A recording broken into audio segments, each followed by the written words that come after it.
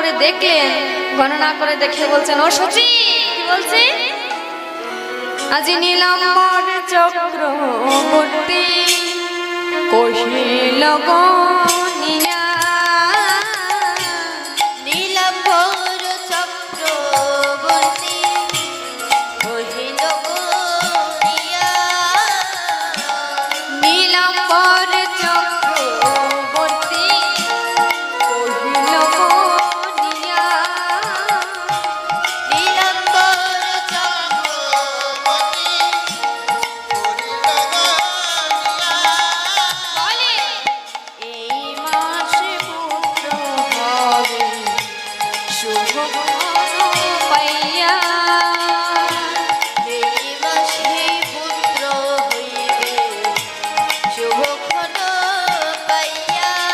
ও শশী তোর ছেলে শুভ লগ্ন চাইছে মা, শুভ লগ্ন চাইছে মা, শুভ লগ্ন চাইছে মা, শুভ লগ্ন চাইছে মা গো। এমন ভাবে কেঁদো না শচী, শুভ লগ্ন চাইছে মা গো। এমন ভাবে কেঁদো না সচি, শুভ লগ্ন চাইছে মা গো। এবার দেখতে দেখতে এলো সেই দিন। আসলে কি জানে, আগেকার সময়ে মানে আগেকার দিনে কি হতো জানেন, মুসলিম রাজার খুব কড়া ছিল। মানে আমরা যেমন এই এখনকার যুগে যখন তখন যেখানে সেখানে হরিনাম করতে পারছি না, ঘরে ঘরে আজ হরিনাম হচ্ছে, তখনকার দিনে কিন্তু তা ছিল না। শুধুমাত্র গ্রহণের দিনই একমাত্র হিন্দুরা হরিনাম সংকীর্তন করতে পেত। আমরা যে এখন ধরুন প্রত্যেকটা দিন সব সময় যেখানে সেখানে হরিনাম সংকীর্তন করছি, তখনকার দিনে কিন্তু এসব কিছু ছিল না। কেন না, তখনকার দিনে মুসলিম রাজার খুবই কড়া ছিল। এবার দেখতে দেখতে সেই শুভ দিন শুভ তিথি এলো, যেদিন গৌরাঙ্গ মহাপ্রভু আমার জন্মগ্রহণ করলেন। কি বলছি, আজ 1407 মাসে যে ফাল্গুন, 1407 মাসে যে ফাল্গুন, আরে 1407 মাসে যে ফাল্গুন, দয়ানন্দের সীমা তাই গৌরীব।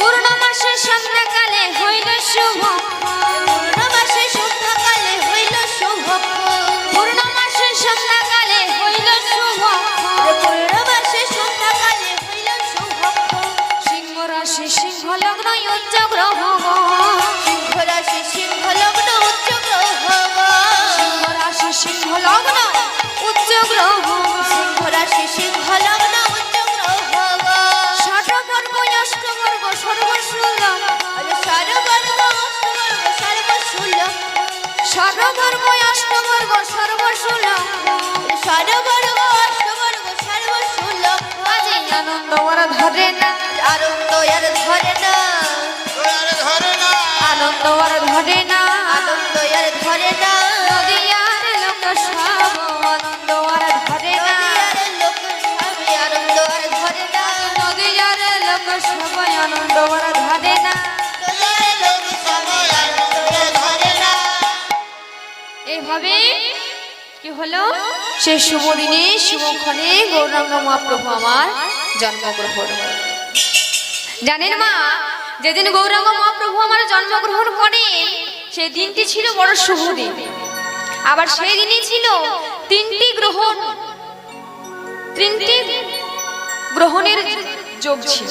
কি কি না, প্রথম হলো চন্দ্রগ্রহণ, তারপর জীবের নাম গ্রহণ, তৃতীয় গৌরাঙ্গ মহাপ্রভুর জন্মগ্রহণ।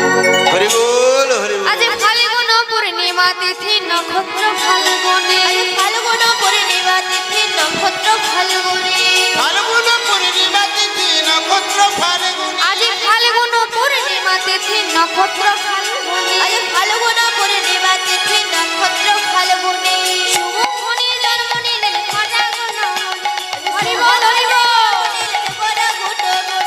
শুভক্ষণে জন্ম নিলেন খজাগুণ মনে, শুভক্ষণে জন্ম নিলেন বরাগুণমণি। নদীয়ার লোক সবে বলে হরি বল। আজ নদীয়ার লোকে সবে বলে হরি বল। লোকে সবে বলে হরি বল। আজ নদীয়ার লোক সবে বলে হরি আজ বল। নদীয়ার লোকে সবে বলে হরি বল। আজ নগর বাজারে বাজে করতালার খোল। আজ নগর বাজারে বাজে করতালার খোল। আজ নগর বাজারে বাজে করতালার খোল। নগর বাজারে বাজে করতালার খোল। আনন্দ মন ধরে না, আনন্দ আর ধরে না, আনন্দ মন ধরে না। আনন্দ আর ধরে না। নদীয়ার শ্লোকে সবই আনন্দ ধরে না। নদীয়ার লোকে সবই আনন্দ আর ধরে না। আজ নদীয়ার লোকে সব আনন্দ আর ধরে না। নদীয়ার লোক সবই আনন্দ আর ধরে না। আজ নগর বাজারে বাজে করতালার খোল। নগর বাজারে বাজে করতালার খোল। আজ নগর বাজারে বাজে করতালার খোল। নগর বাজারে বাজে করতালার খোল। এভাবে দেখতে দেখতে গৌরাঙ্গ মহাপ্রভু আমার জন্মগ্রহণ করলেন। তাই কি বলছে?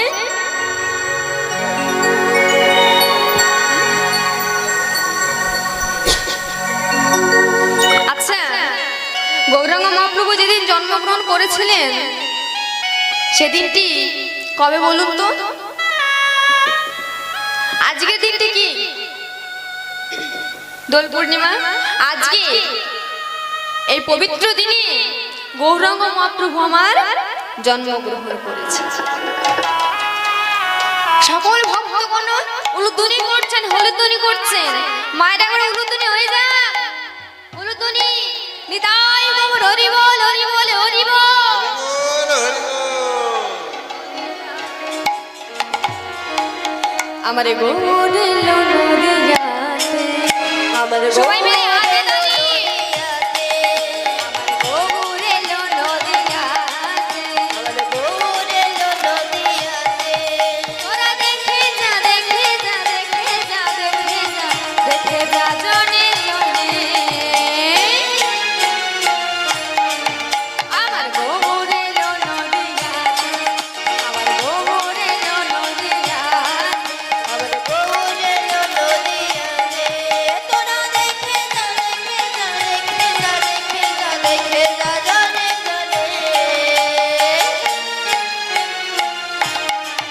আমার গৌর নদিয়াতে, আমার গৌর নদিয়াতে।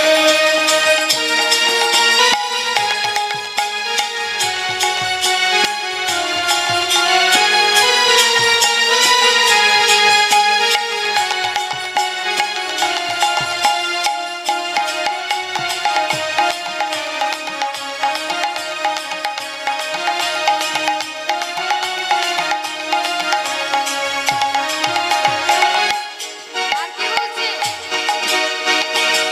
আচ্ছা আচ্ছা, হাতে তালিটা কোথায় গেল? এর মধ্যে কি কেউ বাড়ি গিয়েছিলেন?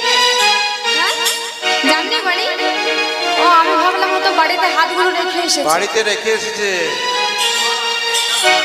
তাহলে হাতে তালিটা কোথায় গেল? সবাই মিলে হাতে তালি তো হবে নাকি? হ্যাঁ, এটুকু তো করতে পারি।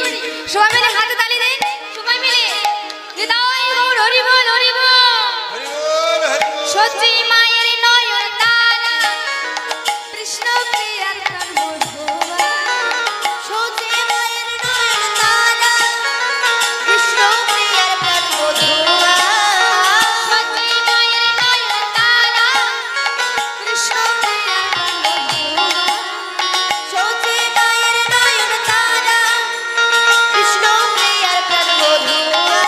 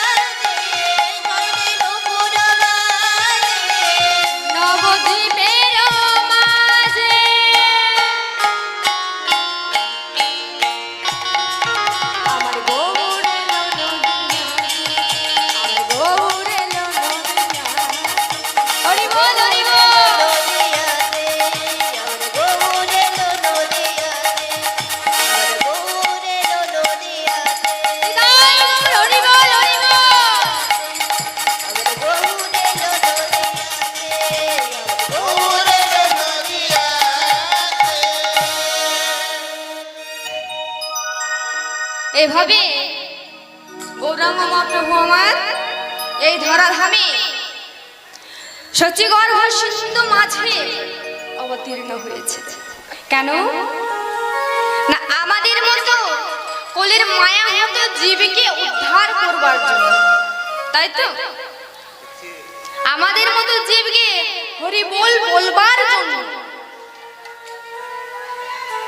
আজকের ফাল্গুনী দোল পূর্ণিমার দিন গৌরাঙ্গ মহাপ্রভু আমার জন্মগ্রহণ করেছে।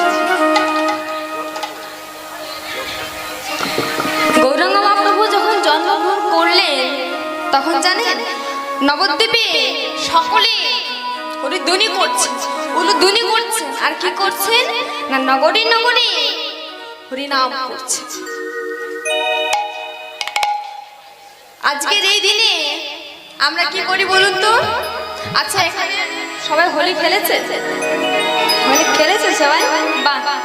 আজকের দিনে আমরা কি করি না গৌরাঙ্গ মহাপ্রভুর জন্মদিনে আমরা সকলেই কিন্তু হোলি খেলি, তাই তো?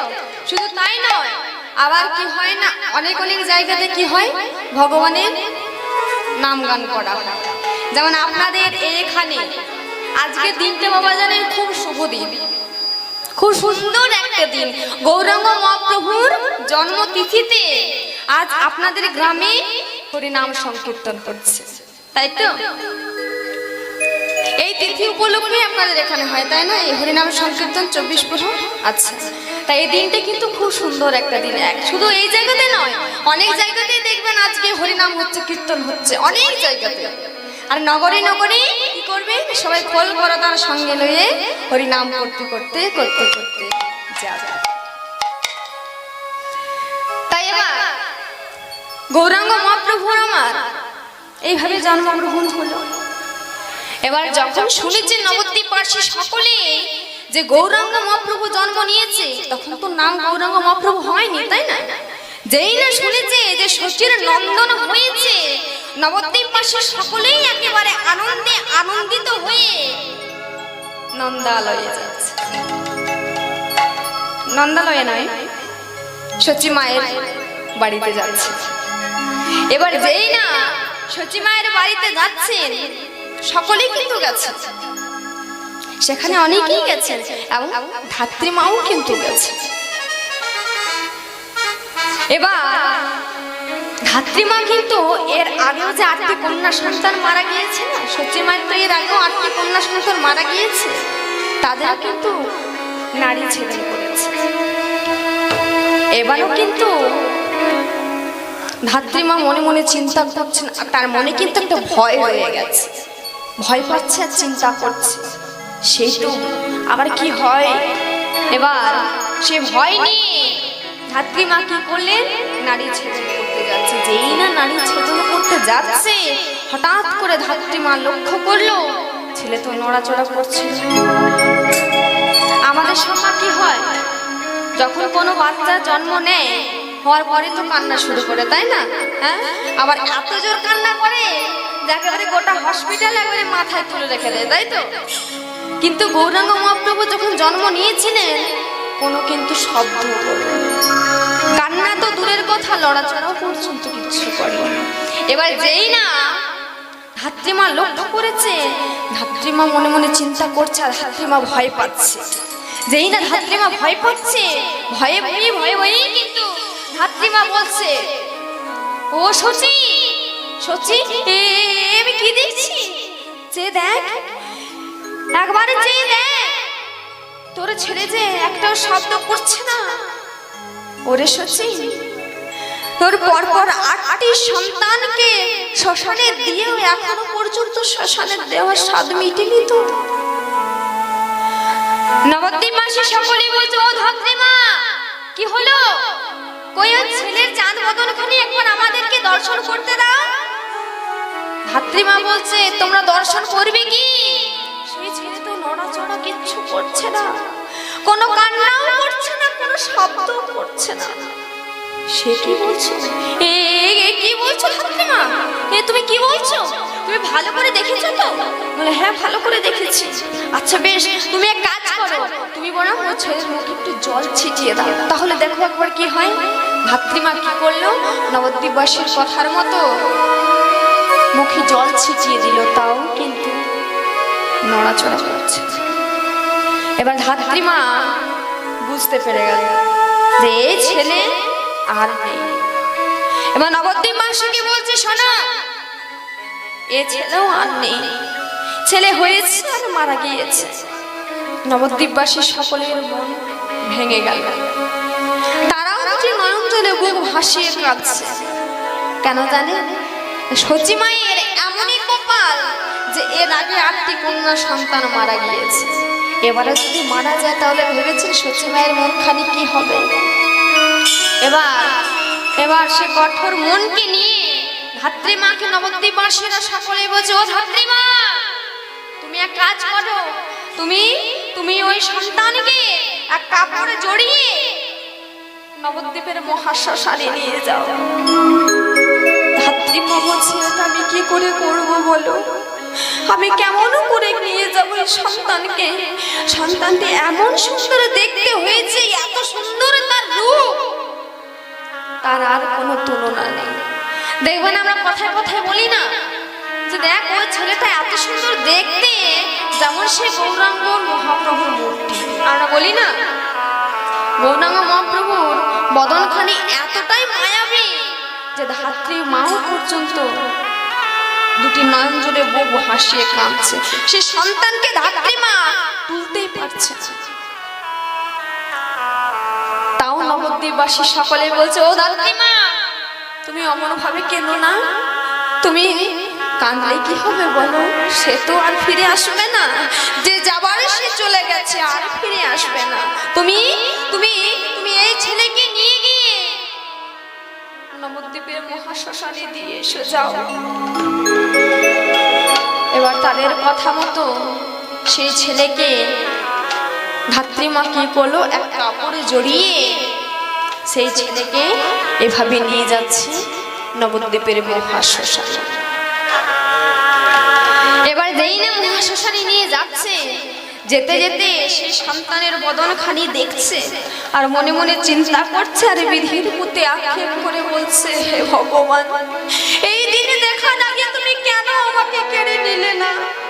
যার রূপ এত সুন্দর, এই এত সুন্দর এই অপরূপ ছেলেটাকে তুমি কেড়ে নিলে, কেন কেড়ে নিলে বলো?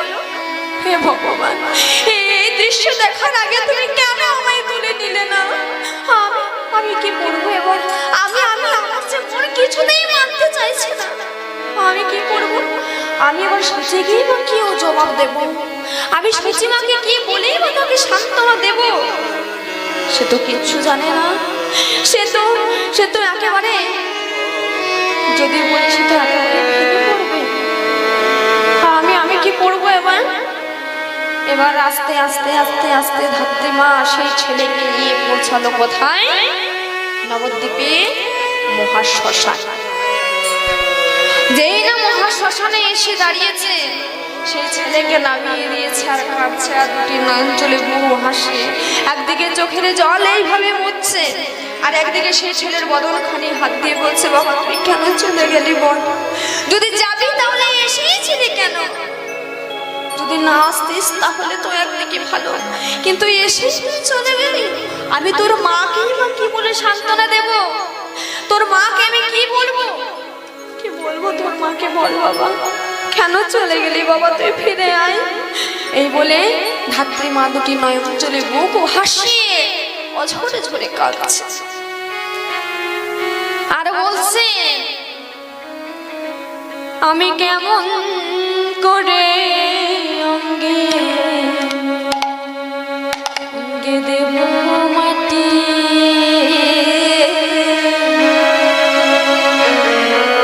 আজ আমি যে তানের মাটি,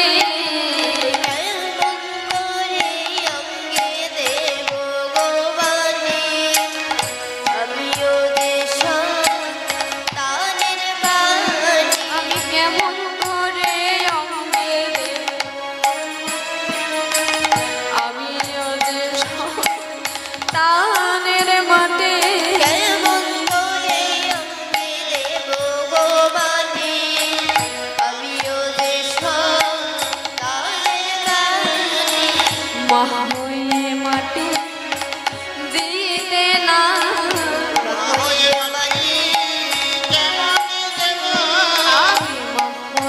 মাটি দিতে না হয়ে মাটি দিতে না রবো মা হয়ে মাটি কেমন দেব মা হয়ে মাটি দিতে না হয়ে মাটি কেমনে দেব হয়ে মাটি দিতে না রবো মা হয়ে মাটি কেমন দেব মা হয়ে মাটি দিতে না হয়ে মাটি কেমনে দেব হয়ে মাটি দিতে না রে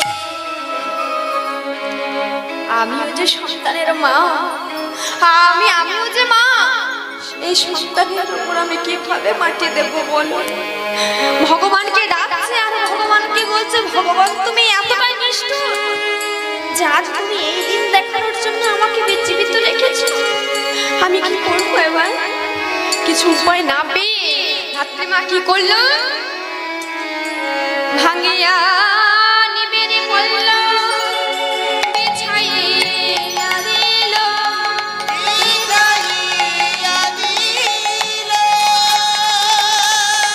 তার উপরে মন ভরিকে শোয়াইয়া দিল শুয়াইয়া দিল এবার যেই না নিমের পল্ল বিছিয়ে দিয়ে গৌরহরিকে শুয়ে দিয়েছে ধাত্রীমা আমার সেখান থেকে ফিরে চলে এলো ওদিকে ওদিকে অদ্বৈত আচার্য মনে মনে চিন্তা করছেন তিনি কিন্তু বুঝতে পেরেছেন যে এ বোঝে গৌরহরি কিন্তু চলে এসেছে ভগবান কিন্তু তার ডাকে সাড়া দিয়েছে আজ সেই দিন প্রভু জন্মগ্রহণ করেছে তাই অদ্বৈত আচার্য কি করছেন নাচতে নাচতে আসছেন সচি মায়ের বাড়িতে সচি মায়ের বাড়িতে যে আসবে অদ্বৈত আচার্য আবার আসছে কোন দিকে না নবদ্বীপে ওই মহা শ্মশান হয়েই কিন্তু অদ্বৈত আচার্য আসছে এবার অদ্বৈত আস্তে আস্তে লক্ষ্য করলো কি না মহা শ্মশানে এক গাছের নিচে নিম গাছের নিচে এক শিশু কি করছে না মনের আনন্দে খেলা করছে এবার যেই না দেখেছে খেলা করছে বলে এইভাবে এই শ্মশানে এত সুন্দর একটা ছেলে এইভাবে খেলা করছে এটা কি করে সম্ভব এবার কাছে গিয়েছে কাছে যেই না গিয়েছে অমনি গিয়ে সেই শিশু বলছে অদ্বৈত অদ্বৈত কে কে কে কে কে কে আমায় ডাকছে কে কে কে আমায় আমার নাম ধরে ডাকলো কেউ কি আছে এখানে হঠাৎ করে অদ্বৈত আচার্য চোখ পড়লো সেই শিশুর দিকে সেই শিশু বলছে অদ্বৈত তুমি আমায় চিনতে পারলে না আমি এসেছি তোমার ডাকে আমি সাড়া দিয়েছি তোমার জন্য এই ধরা ধামে আমি এসেছি এই পাপী তাপী জীব উদ্ধার করবার জন্য আমি এসেছি প্রভু প্রভু তুমি এসেছো এটা তুমি প্রভু আমি চিনতে পারিনি প্রভু কিন্তু প্রভু আপনি যে এসেছেন আপনি শ্মশানে এইভাবে ধুলোবালি মেখে কি করছেন বলে অদ্বৈত তুমি আমাকে এতদিন ধরে ডেকেছো এত কষ্ট এত দুঃখ এত চোখের জল ফেলে আমায় ডেকেছো তাই আমি মনে মনে ভাবলাম যে আমি তোমার সাথে প্রথম দেখাটা তোমার পছন্দ মতো জায়গাতেই করি কেন বলছো বলুন তো কারণ এই অদ্বৈত আচার্য তিনিই তো ছিলেন দেবাদিদেব মহাদেব তাই না দেবাদিদেব মহাদেব তো শ্মশানে শ্মশানে ঘুরে বেড়াতেন তাই না ধুলোবালি মাখতেন ভাঙ খেতেন এসবই তো করে বেড়াতেন তাই না তাই যেই না বলেছে বলে প্রভু প্রভু তুমি সত্যি বলছো তুমি আমার জন্য এসব করেছো আমি যে আর নিজেকে আটকে রাখতে পারছি না প্রভু আমার যে খুবই আনন্দ হচ্ছে এবার এবার গৌরাঙ্গ মহাপ্রভু কিন্তু বলছে, অদ্বৈত তোমার একটা কাজ আছে। কি কাজ? কাজটা কি জানো?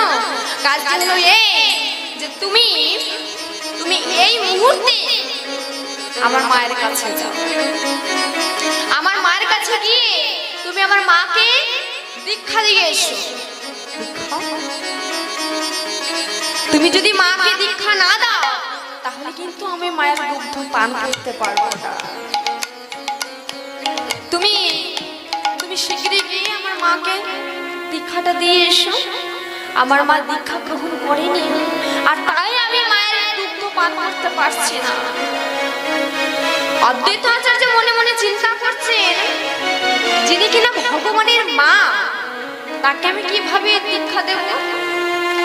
যেই না মনে মনে চিন্তা করছেন, গৌর হরি বুঝতে পেরেছে তিনি তো অন্তর্যামী ভগবান, তাই না? মনের কথা সব বুঝতে পেরে যায়। অদ্বৈতকে বলছে, কি হলো অদ্বৈত, তুমি মনে মনে চিন্তা করছো এটাই তো, যে তুমি আমার মাকে কেমন করে দীক্ষা দেবে? আচ্ছা বেশ, তাহলে শোনো, আমি এখানে এই ধুলোর মধ্যে তোমাকে দীক্ষা মন্ত্র লিখে দিচ্ছি, তুমি এটি আমার মায়ের কানের কাছে গিয়ে বলে দাও, ঠিক আছে?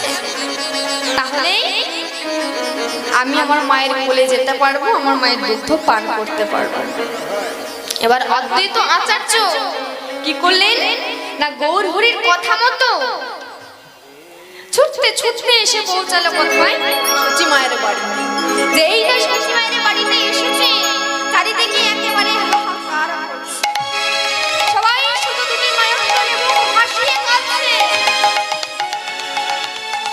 আর সেই ছোট্ট ছেলে বিশ্বরূপ, মায়ের দাদা বিশ্বরূপ অদ্বৈত আচার্যকে বলছে, জানেন বাবা ঠাকুর, আমার একটা ভাই হয়েছিল, আর আমার ভাই হয়ে মারা গিয়েছে। কি সুন্দর আমার একটা ভাই হয়েছিল জানো, আর আমার ভাই হয়ে মারা গিয়েছে। কে বললো তোমার ভাই মারা গিয়েছে? তোমার ভাই মারা যায়নি। আমার ভাই মারা যায়নি? তোমার ভাই মারা যায়নি? তাহলে আমার ভাই কোথায়? আমি যে আমার ভাইকে দেখতে পাচ্ছি না। কোথায় আমার ভাই? আমাকে যে সবাই বললো যে আমার ভাই হয়েছিল, আমার ভাই নেই, আর আমার ভাই মারা গেছে। তোমার ভাই মারা যায়নি, তোমার ভাই বেঁচে আছে। আমি ফিরিয়ে আনবো তোমার ভাইকে। আমি সত্যি বলছি, আমার ভাইকে আপনি ফিরিয়ে আনবেন? বলে, হ্যাঁ, আমি তোমার ভাইকে নিয়ে আসবো। ওদিকে সচিকে ডাকছে, ও সচি। যেই না ঘরে প্রবেশ করেছে, সচি মা আমার ধুলায় ওড়াগড়ি দিয়ে কাঁদছে। আর অদ্বৈত আচার্যকে বলছে, বাবা ঠাকুর, আমি কি বলবো আপনাকে, আমার যে ছেলে হয়েছিল সেও তো আমার কোল খালি করে চলে গেল। আমি ভেবেছিলাম হয়তো এবার আমার সন্তান আমার কাছে থাকবে, আমার কাছে থাকবে,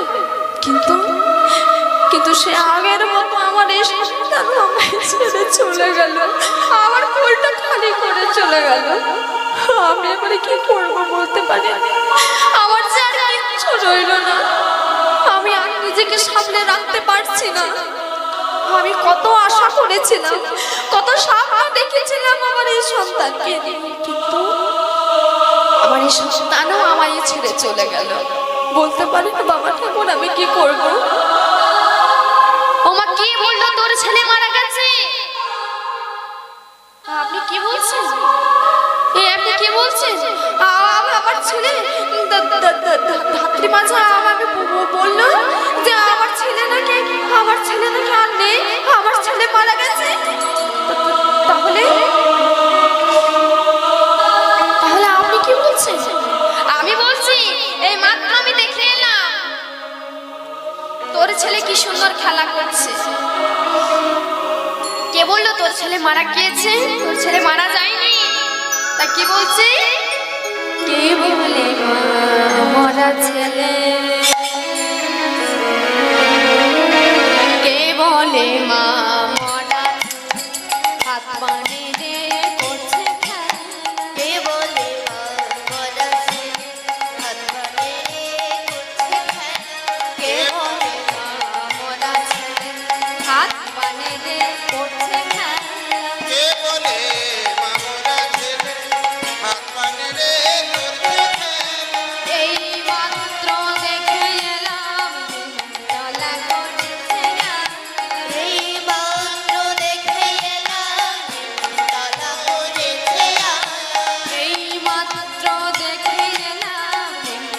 দোলা করেছে আলা।